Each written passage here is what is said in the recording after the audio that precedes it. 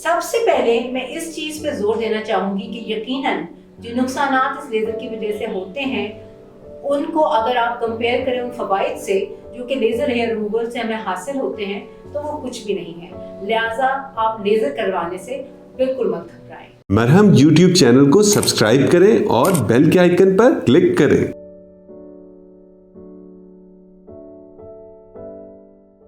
बिस्मिल्लाहिर्रहमानिर्रहीम, अस्सलाम वालेकुम। मेरा नाम डॉक्टर ईमा शाहीन है और मैं कंसल्टेंट डर्मेटोलॉजिस्ट, कॉस्मेटोलॉजिस्ट और लेज़र स्पेशलिस्ट हूँ। आज हम जिस टॉपिक पे बात करेंगे वो है लेज़र फॉर हेयर ग्रोथ, यानी गैर ज़रूरी बालों के लिए लेज़र।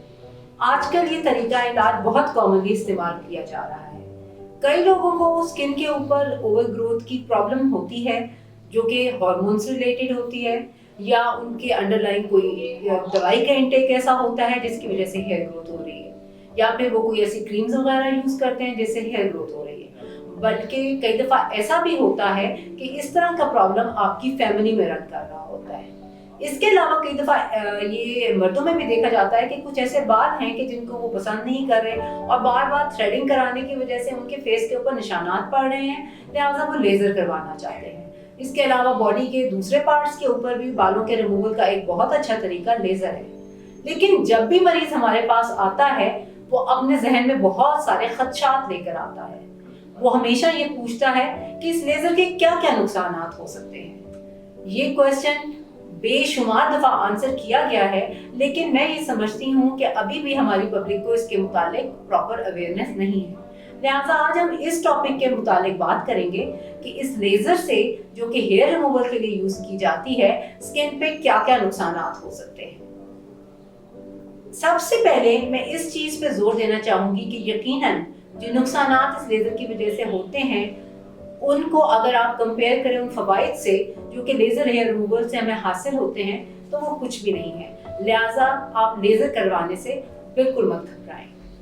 अब मैं आऊंगी उन नुकसानात की तरफ जिनके मुतालिक आप लोग इतने वरीड हैं। सबसे पहले तो लेज़र करवाने के साथ जो मैक्सिमम प्रॉब्लम हो सकता है वो ये है कि स्किन पे थोड़े बहुत बर्न हो सकते हैं, क्योंकि लेज़र में हम एनर्जी डिवाइस यूज करते हैं और स्किन का टेम्परेचर बढ़ता है, इसकी स्किन पे माइनर बर्न्स होने का चांस है।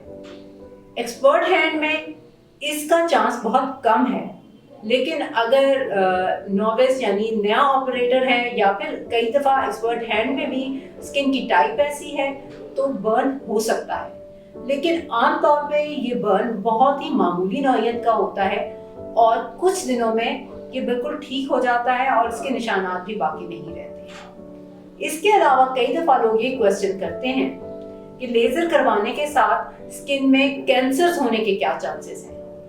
इसके मुतालिक मैं आपको ये बताना चाहूंगी कि लेज़र लाइट का स्किन कैंसर के साथ कोई ताल्लुक नहीं है, क्योंकि skin cancers usually UVA UVB light की वजह से होते हैं, जबकि लेज़र स्पेक्ट्रम इससे बिल्कुल फर्क है।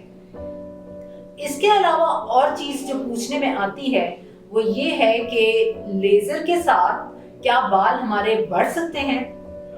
इसके मुताबिक मैं ये कहना चाहूंगी कि अगर तो मोटा सख्त बाल है उसके बढ़ने के चांसेस कम हैं, लेकिन जैसे कई दफ़ा ये होता है कि सॉफ्ट जो कि आप साइड बर्न्स उनको कहते हैं, जो जैसे मेल्स की दाढ़ी खत वाली जगह होती है वहाँ पे कई दफ़ा लोगों के बाल ज़्यादा होते हैं, सॉफ्ट होते हैं, उसके ऊपर अगर लेज़र की एक खास फॉर्म जो कि IPL डिवाइस जो कि स्ट्रिक्ट टर्म में लेज़र है भी नहीं इस्तेमाल की जाए तो उसमें पैराडॉक्सिकल हाइपरट्राइकोसिस यानी बालों का पहले के मुकाबले में ज़्यादा बढ़ना या उनकी रंगत का डार्क होना रिपोर्ट किया गया है। ये अगेन ट्रीटेबल है, यानी आप इसको बेहतर लेज़र डिवाइस यूज करके बेहतर कर सकते हैं और ये 100% में देखा भी नहीं जाता और ज़्यादातर ये IPL डिवाइस जो कि स्ट्रिक्ट सेंस में लेज़र नहीं है उसमें देखा जाता है। इसके अलावा अगर आप लेज़र के नुकसानात पे आए तो क्योंकि ये ट्रीटमेंट थोड़ा एक्सपेंसिव होता है, कुछ बाल ऐसे होते हैं जो लेज़र से रिस्पॉन्ड नहीं करते, जिसको मैं अगेन एक लेज़र का साइड इफेक्ट करती हूँ, क्योंकि आप इतने ट्रीटमेंट्स करवाने के बावजूद भी मतलूबा रिजल्ट्स हासिल नहीं कर पाते। इन चीज़ों के अलावा एक इम्पॉर्टेंट चीज़, क्योंकि लेज़र का इस्तेमाल ख़वातीन में ज़्यादा देखा गया है जबकि मर्द हज़रात भी ये करवाते हैं और उसमें बेशक कोई नुकसान भी नहीं है, लेकिन ख़वातीन के हवाले से एक क्वेश्चन जो बार बार पूछने में आया है वो ये है कि जब वो प्रेग्नेंट हो तो उस टाइम पे वो लेजर करवा सकती हैं या नहीं करवा सकती।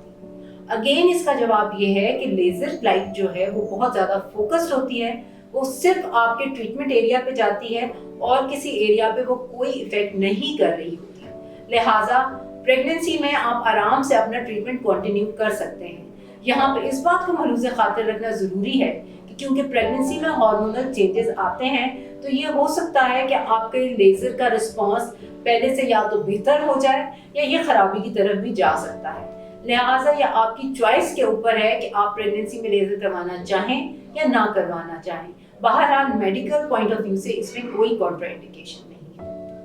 ये थे लेज़र के मुतालिक कुछ नुकसानात जिनके मुतालिक लोग बहुत वरीड हैं, लेकिन आखिर में मैं ये बात दोबारा कहना चाहूँगी कि आप लेज़र ट्रीटमेंट को इंतहाई महफूज समझें और अगर आप ये ट्रीटमेंट अफोर्ड कर सकते हैं तो बालों के रिमूवल के लिए इससे बेहतर ट्रीटमेंट कोई अवेलेबल नहीं है। वैक्सिंग, थ्रेडिंग या कोई और तरीका बालों को बहुत कम देर के लिए कम करता है और उसके साइड इफेक्ट बिलाशुबा लेज़र ट्रीटमेंट के मुकाबले में बहुत ज़्यादा है। शुक्रिया। मरहम YouTube चैनल को सब्सक्राइब करें और बेल के आइकन पर क्लिक करें। अभी मरहम ऐप डाउनलोड करें और किसी भी मसले के लिए 2000 से ज्यादा स्पेशलिस्ट डॉक्टर से ऑनलाइन ऑडियो या वीडियो कॉल के जरिए बात करें।